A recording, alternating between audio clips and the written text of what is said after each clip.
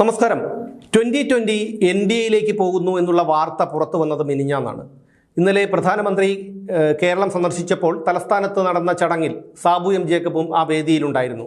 ഇതെല്ലാം കണ്ട് സഹികെട്ട ഒരാളുണ്ടായിരുന്നു, Kunnathunad MLA PV Sreenijan. PV ശ്രീനിജനും സാബു എം ജേക്കബും തമ്മിലുള്ള പോരുകളൊക്കെ നമുക്ക് എല്ലാവർക്കും അറിയാം. പലതവണ സാബു എം ജേക്കബിനെതിരെ അദ്ദേഹത്തെ ജാതി പറഞ്ഞ് അധിക്ഷേപിച്ചു എന്ന് പറഞ്ഞ് PV നിജൻ കേസ് കൊടുത്തിരുന്നു. SC/ST അട്രോസിറ്റീസ് ആക്ട് രജിസ്റ്റർ ചെയ്ത് സാബു എം ജേക്കബിനെതിരെ കേസെടുത്തിരുന്നു. പക്ഷേ അദ്ദേഹത്തിന് മുൻകൂർ ജാമ്യം കിട്ടി. 2020 NDAയിലേക്ക് പോയതിനെക്കുറിച്ച് ഏഷ്യാനെറ്റിൻ്റെ ലേഖകൻ PV ശ്രീനിജനോട് ചോദിച്ചപ്പോൾ അദ്ദേഹം സാബു എം ജേക്കബിനെ വളരെ രൂക്ഷമായ രീതിയിൽ പരിഹസിച്ചുകൊണ്ടും വിമർശിച്ചുകൊണ്ടുമാണ് പരാമർശം നടത്തിയത്. അതായത് കളിയാക്കുന്ന രീതിയിലാണ്.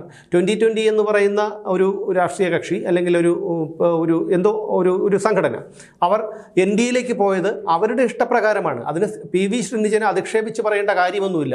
എന്തായാലും ഏഷ്യാനെറ്റ് ലേഖകൻ ചോദിച്ചപ്പോൾ വളരെ മോശമായിട്ടുള്ള രീതിയിൽ അല്ലെങ്കിൽ പരിഹസിക്കുന്ന രീതിയിലാണ് സാബു എം ജേക്കബിനെ കുറിച്ച് പറഞ്ഞത്. പ്രധാനമന്ത്രി തിരുവനന്തപുരത്ത് പുതിയ ട്രെയിൻ അമൃത ഭാരത് ട്രെയിനിന്റെ ഫ്ലാഗ് ഓഫ് വരികയാണ്. അതോടൊപ്പം മറ്റൊരു ട്രെയിൻ കൂടി കേരളത്തിൽ നിന്ന് വടക്കോട്ട് പോകുന്നുണ്ട്. അത് 2020യുടെ പുതിയ ട്രെയിനാണ്. അമൃത ഭാരതത്തിൽ ആളുകൾ കയറാനുണ്ടാവും. പക്ഷേ ഈ 2020യുടെ വടക്കോട്ടുള്ള ട്രെയിനിൽ ആളുകൾ എത്രമാത്രം കയറുമെന്ന് നമുക്ക് കാത്തിരുന്ന് കാണേണ്ടതായിട്ടുണ്ട്. ആ ട്രെയിനിൽ കയറാൻ കേരളത്തിലെ മതേതര സ്വഭാവമുള്ള, മതേതരത്തിൽ വിശ്വസിക്കുന്ന ഒരാൾ പോലും ഉണ്ടാകില്ല എന്നുള്ള രാഷ്ട്രീയ ബോധ്യം സംഘപരിവാർ നേതാവ് സാബു ജേക്കബിന് ഉണ്ടാകും എന്ന് നമുക്ക് വിശ്വസിക്കാം. അദ്ദേഹം പറഞ്ഞ പോലെ ഇപ്പോൾ ഉത്തരേന്ത്യയിൽ വർഗീയ ലഹളകൾ നടക്കുന്നു, ന്യൂനപക്ഷ വിഭാഗങ്ങളെ ആക്രമിക്കപ്പെടുന്നു എന്നൊക്കെ അദ്ദേഹം തന്നെ പറയുന്നുണ്ട്. പക്ഷെ കേരളത്തിൽ അത് നടക്കുന്നില്ല.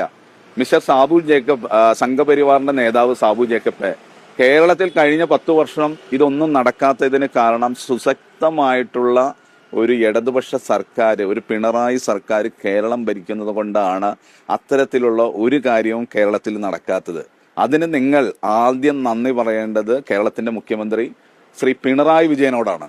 ഞാനിത് പറഞ്ഞത് തിരിച്ചായിരുന്നെങ്കിൽ ഇനി സാബു എം ജേക്കബിന് ഈ PV ശ്രീനിജൻ ഇപ്പോൾ പറഞ്ഞതിന് സാബു എം ജേക്കബിന് മറുപടി പറയാൻ കഴിയുമെന്ന് എനിക്ക് തോന്നുന്നില്ല. കാരണം അങ്ങനെ പറഞ്ഞാൽ അത് വീണ്ടും PV ശ്രീനിജനെ തന്നെ അപമാനിച്ചു എന്ന് പറഞ്ഞുകൊണ്ട് PV ശ്രീനിജൻ കോടതിയെ സമീപിക്കും. അതുപോലെ തന്നെയാണ് മറുനാടൻ മലയാളിയുടെ ചീഫ് എഡിറ്ററായ ഷാജൻ സ്കറിയക്കെതിരെയും PV ശ്രീനിജൻ ഇത്തരത്തിലൊരു ജാതി അധിക്ഷേപം നടത്തിയെന്നോ മറ്റോ പറഞ്ഞൊരു കേസ് കൊടുത്തു എന്നാണ് എൻ്റെ ഓർമ്മ. ഞാൻ പറഞ്ഞു വന്നത് ഇത്തരത്തിലുള്ള, അതായത് പട്ടികജാതി പട്ടികവർഗ പീഡന സംരക്ഷണ നിയമം, അവരെ ഇത്തരത്തിലുള്ള പീഡനങ്ങളിൽ നിന്ന് സംരക്ഷിക്കാനുള്ള ഒരു നിയമം, ഈ ഒരു നിയമം തന്നെ അനാവശ്യമാണെന്നാണ് എനിക്ക് പറയാനുള്ളത്. എങ്കിലും ആ നിയമത്തെ വളരെ വ്യാപകമായി ദുരുപയോഗം ചെയ്യപ്പെടുകയാണ്. അതിൻ്റെ ഉദാഹരണങ്ങളാണ് ഈ പറയുന്ന ശ്രീനിജനൊക്കെ പലതവണ തന്നെ ജാതി അധിക്ഷേപം നടത്തിയെന്ന് പറഞ്ഞ് കോടതിയെ സമീപിച്ചിട്ടുള്ളത്. ഇതിനു മുമ്പ് നമ്മുടെ ബിനീഷ് ബാസ്റ്റ്യൻ എന്നൊരു നടൻ, അയാളെക്കുറിച്ച് ഞാൻ ആദ്യം കേൾക്കുന്നത് തന്നെ ഈ ഒരു വിവാദം ഉണ്ടായപ്പോഴാണ്. ഒരു ചടങ്ങിൽ സംവിധായകനായ അനിൽ മേനോൻ ഇദ്ദേഹത്തെ കണ്ട് ഇറങ്ങിപ്പോയെന്നോ മറ്റോ പറഞ്ഞ് അദ്ദേഹത്തെ ജാതി അധിക്ഷേപം നടത്തി എന്നൊക്കെ പറഞ്ഞ് വലിയ വിവാദമായി. ഈ ബിനീഷ് ബാസ്റ്റ്യൻ അവിടെ വേദിയിൽ ഇരുന്ന് പ്രതിഷേധിക്കുകയും ഒക്കെ ചെയ്തിരുന്നു. അതിനുശേഷമാണ് അദ്ദേഹം സോഷ്യൽ മീഡിയയിലൊക്കെ കൂടുതൽ ആക്റ്റീവായത്. പക്ഷേ സിനിമകളിലൊന്നും ബിനീഷ് ബാസ്റ്റ്യനെ പിന്നെ നമ്മൾ അധികം കണ്ടിട്ടില്ല. അങ്ങനെ നിരവധി പരാതികളാണ് SC/ST അട്രോസിറ്റീസ് കേസുമായി ഇത് ബന്ധപ്പെട്ട് ഉയർന്നു വരുന്നത്. 2 തവണ തന്നെ എൻ്റെ പേർക്ക് തന്നെ 2 SC/ST അട്രോസിറ്റീസ് ആക്ട് പ്രകാരമുള്ള കേസാണുള്ളത്. അത് രണ്ടും വാർത്ത ചെയ്തതുമായി ബന്ധപ്പെട്ടാണ് ഉള്ളത്. രണ്ടാമത് എനിക്കെതിരെ കേസ് കൊടുത്ത വ്യക്തി, അത് ഞാനൊരു അഭിമുഖം സംപ്രേഷണം ചെയ്തതിനാണ്. ഞാനൊരു നൃത്താധ്യാപികയെ ഇൻ്റർവ്യൂ ചെയ്തു. അവർ പറഞ്ഞൊരു കാര്യം അത് എൻ്റെ ശ്രദ്ധയിൽപ്പെടാത്തത് കൊണ്ടാണ് എന്ന് ഞാനിപ്പോഴും പറയുന്നു. ശ്രദ്ധയിൽപ്പെടാത്തത് കൊണ്ട് ആരെയാണ് മറ്റൊരാളെ അധിക്ഷേപിക്കുകയാണെന്ന് എനിക്കൊരിക്കലും തോന്നിയില്ല. അതുകൊണ്ട് ഞങ്ങളത് ചെയ്തു. പക്ഷേ എന്നെയും ചാനലിനെയും ഈ പറയുന്ന നൃത്താധ്യാപികയും പ്രതിയാക്കിക്കൊണ്ട് ആ മഹാനായ മനുഷ്യൻ കേസ് കൊടുത്തു. അപ്പം മഹാനായ എന്നൊക്കെ ഞാൻ ഉദ്ദേശിച്ചത് ഇനി അദ്ദേഹത്തെ പരിഹസിക്കാനാണെന്നും പറയരുത്. അദ്ദേഹം നമ്മളെക്കാളുമൊക്കെ വളരെ ഉയരമുള്ള കലാകാരനാണ്. അതുകൊണ്ടാണ് അദ്ദേഹത്തെ മഹാൻ എന്ന് ഞാൻ വിശേഷിപ്പിച്ചത്. ഇപ്പോൾ ഏകദേശം 2 വർഷം ആകാൻ പോകുന്നു. ആ കേസിൽ ഞാൻ മുൻകൂർ ജാമ്യം എടുത്തിരിക്കുകയാണ്. മുൻകൂർ ജാമ്യം കോടതി അനുവദിച്ചു തന്നു. അതിനുശേഷം ഇപ്പോൾ 2 വർഷമാകാൻ പോവുകയാണ്. കൂടുതൽ വകുപ്പുകൾ അതിൽ ചുമത്തണമെന്നാവശ്യപ്പെട്ടുകൊണ്ട് ഈ മഹാനായ കലാകാരൻ വീണ്ടും കോടതിയെ സമീപിച്ചിരിക്കുകയാണ്. നോക്കൂ, അത്തരത്തിലാണ് ഇവരുടെ നമ്മളെ വിടാതെ വേട്ടയാടുന്നത്. അതിൻ്റെ ഫലം അനുഭവിക്കുന്നത് യഥാർത്ഥത്തിൽ SC/ST അട്രോസിറ്റീസ് ആക്ട് ആവശ്യമുള്ള, അതായത് ജാതി പട്ടികപീഡന നിരോധന നിയമം സംരക്ഷണം നൽകേണ്ട വ്യക്തികളാണ്. ഇന്ന് ആരെയും ജാതി പറഞ്ഞ് അധിക്ഷേപിക്കുന്നതായിട്ട് ഞാൻ കണ്ടിട്ടില്ല, കേട്ടിട്ടുമില്ല. എൻ്റെ ജീവിതത്തിൽ ഇന്നേ വരെ ഒരാളെയും ജാതി പറഞ്ഞ് അധിക്ഷേപിക്കുന്നതിനെക്കുറിച്ച് ഞാൻ കേട്ടിട്ടില്ല, കണ്ടിട്ടില്ല. പക്ഷേ ഈ 2 SC/ST അട്രോസിറ്റീസ് ആക്ട് എൻ്റെ പേർക്ക് വന്നതിന് ശേഷം എൻ്റെ സ്ഥാപനത്തിൽ ജോലിക്ക് ഒരാളെ എടുക്കുമ്പോൾ പോലും ഞാനത് വളരെ ശ്രദ്ധിച്ചേ കൈകാര്യം ചെയ്യാറുള്ളൂ. അത് മറ്റൊന്നും കൊണ്ടല്ല, എല്ലാ മനുഷ്യരോടും ഞാൻ ഒരിക്കലും ഒരാളെയും ഞാനെന്നല്ല, ഞാൻ പലരോടും എൻ്റെ സുഹൃത്തുക്കളായിട്ടുള്ള തൊഴിലുടമകളായ പലരോടും ഞാൻ സംസാരിച്ചിട്ടുണ്ട്. ഒക്കെ ഞങ്ങളാരും ജാതി പറയുകയോ അല്ലെങ്കിൽ എന്ത് ജാതിയാണ്, ഏത് ജാതിയാണ്, ഏത് മതമാണ് എന്നുള്ള കാര്യങ്ങളൊന്നും നോക്കിയല്ല ആരോടും ഇടപഴകുന്നത്. അങ്ങനെയാണെങ്കിൽ നമുക്കും പല ആൾക്കാരുടെയും സഹായത്തോടു കൂടി ഈ സമൂഹത്തിൽ ജീവിക്കാൻ കഴിയും. അങ്ങനെയാണെങ്കിൽ അങ്ങനെ ജീവിക്കുമ്പോൾ എല്ലാ മതക്കാരുടെയും എല്ലാ ജാതിക്കാരുടെയും രാഷ്ട്രീയക്കാരുടെയും ഒക്കെ ഒരു പിന്തുണയും സപ്പോർട്ടും സഹായവും ഒക്കെ നമുക്ക് വേണം. അങ്ങനെ ജാതി നോക്കി ഇന്നത്തെ കാലത്ത് ആർക്കും ജീവിക്കാൻ കഴിയില്ല. പണ്ടെങ്ങോ ഉണ്ടായിരുന്ന ഒരു അനാചാരം, ആ അനാചാരത്തെയാണ് ഇപ്പോഴും എനിക്ക് തോന്നുന്നു അന്ന് പോലും ഇത്തരത്തിലുള്ളത് ഒരു അനാചാരം ഉണ്ടായിരുന്നില്ല എന്നുള്ളതാണ്.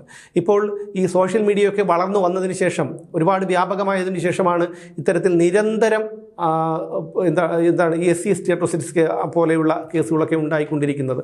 അതിനുശേഷം എന്ത് ചെയ്താലും, അതായത് പരാതി കൊടുക്കുന്ന ആൾ പിന്നീട് എന്ത് ചെയ്താലും, എന്ത് ക്രൈം ചെയ്താലും ഈ പ്രതിയാക്കപ്പെടുന്ന ആളിന് തിരിച്ചൊന്നും പറയാൻ കഴിയില്ല.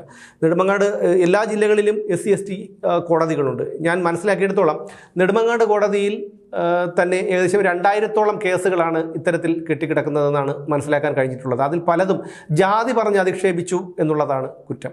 ജാതി പറഞ്ഞ് അധിക്ഷേപിച്ചു എന്നാണ് ഈ പരാതിക്കാർ പറയുന്നത്. അതിന് തെളിവും കാര്യങ്ങളൊന്നുമില്ല. ഞാനൊരു അഭിഭാഷകനോട് ചോദിച്ചപ്പോൾ പറഞ്ഞത് ഇത്തരം കേസുകളെല്ലാം ഒന്നുകിൽ പുറത്ത് വെച്ച് ഒത്തുതീർപ്പാക്കുകയോ അല്ലെങ്കിൽ ഇത് കേസ് തള്ളിപ്പോവുകയോ ആണ് ചെയ്യുന്നത് എന്നുള്ളതാണ്. ഇതൊന്നും നിയന്ത്രിക്കേണ്ട ഒരു സംഭവമാണ്. ഈ SC/ST അട്രോസിറ്റി വ്യാപകമായി ദുരുപയോഗം ചെയ്യുന്നത് അത് ഒന്ന് നിയന്ത്രിക്കേണ്ട കാര്യം തന്നെയാണ്. മുമ്പ് 498A, അതായത് സ്ത്രീധന ഗാർഹിക പീഡന നിരോധന നിയമം, ഈ നിയമം വന്നപ്പോൾ വ്യാപകമായി ദുരുപയോഗം ചെയ്തിരുന്നു.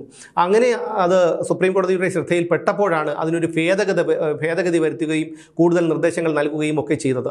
ഈ പോലീസിൻ്റെ മുമ്പിലെത്തുന്ന പല 498 കേസുകളും SC/ST അട്രോസിറ്റീസ് ആക്ട് പ്രകാരമുള്ള കേസുകളുമൊക്കെ വ്യാജമാണെന്ന് പോലീസുകാർക്ക് തന്നെ മനസ്സിലാകും. പക്ഷേ പോലീസ് കേസെടുത്തില്ലെങ്കിൽ അത് ഈ പരാതിക്കാരൻ ഉയർന്ന ഉദ്യോഗസ്ഥരെയോ മുഖ്യമന്ത്രിയെയോ കോടതിയെയോ ഒക്കെ സമീപിക്കും. കാരണം പോലീസുകാരൻ ഈ കുറ്റാരോപിതനുമായി ഒത്തുകളിക്കുകയാണെന്നൊക്കെ പറഞ്ഞ് അങ്ങനെ ഒരു നടപടി ഉണ്ടാവും. അതുകൊണ്ട് തന്നെ പോലീസുകാർ ഈ കാര്യത്തിൽ കേസെടുക്കാൻ നിർബന്ധിതരാകുകയാണ് എന്നുള്ളതാണ് വാസ്തവം. ഞാൻ ഈ പറഞ്ഞു വന്നത് ശ്രീനിജനെ കുറിച്ചാണ്. ശ്രീനിജൻ ഇത്തരത്തിലുള്ള അധിക്ഷേപങ്ങൾ നടത്തുമ്പോൾ അദ്ദേഹത്തിനൊരു ധൈര്യമുണ്ട്. എനിക്കെതിരെ ഞാൻ എന്തു പറഞ്ഞാലും സാബു എം ജേക്കബിന് ഇനിയൊന്നും ചെയ്യാൻ കഴിയില്ല, കാരണം കോടതിയുടെ ഉത്തരവുണ്ട് ഇത്തരം പരാമർശങ്ങളൊന്നും നടത്തരുതെന്ന്. യഥാർത്ഥത്തിൽ ഈ ഒരു SC/ST അട്രോസിറ്റീസ് ആക്ട് എന്ന് പറയുന്ന ഈ ആക്ട് റദ്ദാക്കുകയാണ് ചെയ്യേണ്ടത്. അങ്ങനെ നിയമം ഈ മതത്തിൻ്റെ അടിസ്ഥാനത്തിൽ വേർതിരിച്ച് ഒരു പ്രത്യേക വിഭാഗത്തിന് പരിഗണന കൊടുക്കുമ്പോൾ ആ പരിഗണന വെച്ച് അത് വ്യക്തിവൈരാഗ്യം തീർക്കാൻ വ്യാപകമായി ഉപയോഗിക്കുന്നുണ്ട് എന്നുള്ള കാര്യം ഇനി എന്നാണ് നമ്മുടെ നിയമ സംവിധാനങ്ങൾ മനസ്സിലാക്കുന്നത് എന്നറിയില്ല.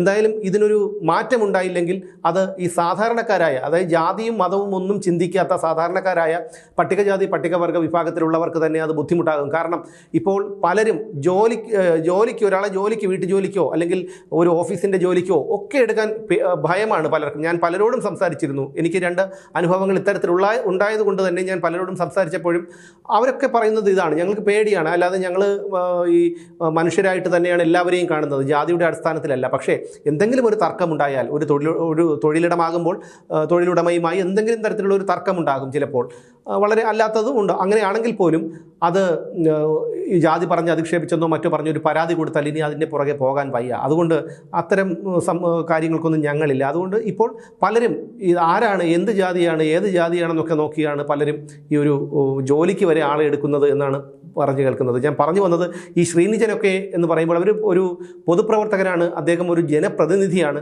ഇത്തരത്തിലുള്ള നിയമത്തെ ദുരുപയോഗം ചെയ്യുന്നത്, ശ്രീനിജനെ പോലെയുള്ളവർ ദുരുപയോഗം ചെയ്യുന്നത് കണ്ടാണ് താഴേക്കിടയിലുള്ള മറ്റുള്ളവരുമൊക്കെ ഇത് ചെയ്യുന്നത്. കാരണം ഒരാളെ താറടിക്കാൻ അല്ലെങ്കിൽ അയാളെ തകർക്കാൻ അല്ലെങ്കിൽ അയാളെ തൻ്റെ വരുതിക്ക് കൊണ്ടുവരാൻ പറ്റിയ ഏറ്റവും നല്ലൊരു മാർഗ്ഗമാണ് ഈ SC/ST അട്രോസിറ്റീസ് ആക്ട് പ്രകാരം ഒരു കേസ് കൊടുക്കുക എന്നുള്ളത്. എന്തായാലും ഈ ഒരു നിയമത്തെ SC/ST അട്രോസിറ്റീസ് ആക്ടിനെ ഭേദഗതി ഭേദഗതി വരുത്തുകയോ, അതായത് വ്യക്തമായ രീതിയിൽ ഒരു ഭേദഗതി വരുത്തുകയോ അല്ലെങ്കിൽ അത് റദ്ദു ചെയ്യുകയോ ചെയ്തില്ലെങ്കിൽ അത് ബുദ്ധിമുട്ടാകുന്നത് രണ്ട് വിഭാഗത്തിനും ബുദ്ധിമുട്ടുണ്ടാകും. ഒന്നാമത്തെ കാര്യം, ഈ പറയുന്ന കുറ്റാരോപിതന് വലിയ രീതിയിലുള്ള ബുദ്ധിമുട്ടുണ്ടാകും. ഒരു സർക്കാർ ഉദ്യോഗസ്ഥനോ മറ്റോ ആണെങ്കിൽ, അല്ലെങ്കിൽ വിദേശത്ത് നിന്ന് വന്ന ആളൊക്കെ ആണെങ്കിൽ അയാളൊക്കെ ജയിലിൽ പോകേണ്ടി വരും. ഇത്തരത്തിലുള്ള കേസുകളുമായി ബന്ധപ്പെട്ട് ഒരുപക്ഷെ ജാമ്യം നിഷേധിച്ചു കഴിഞ്ഞാൽ ജയിലിൽ പോകേണ്ടി വരും. അവരുടെയൊക്കെ ഒരു ഭാവിയും അവരുടെ ഒരു എല്ലാം അതോടുകൂടി നശിക്കും. അതുപോലെ തന്നെയാണ് മറുഭാഗത്തും.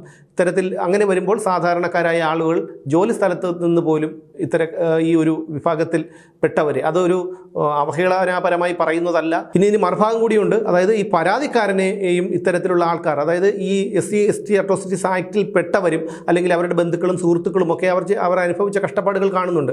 അങ്ങനെ വരുമ്പോൾ അവർക്കും ഒരു ആവശ്യം വന്നാൽ, ഒരു ജോലിക്കോ മറ്റോ എന്തെങ്കിലും ഒരു കാര്യത്തിൻ്റെ ഒരു ആവശ്യം വന്നാൽ അവരും ഇത്തരത്തിലുള്ള കാര്യങ്ങളൊക്കെ പരിഗണിച്ചു മാത്രമേ മുന്നോട്ട് പോകൂ. അത് രണ്ട് കൂട്ടർക്കും ദോഷം ചെയ്യും എന്നുള്ളതാണ് എനിക്ക് പറയാനുള്ളത്.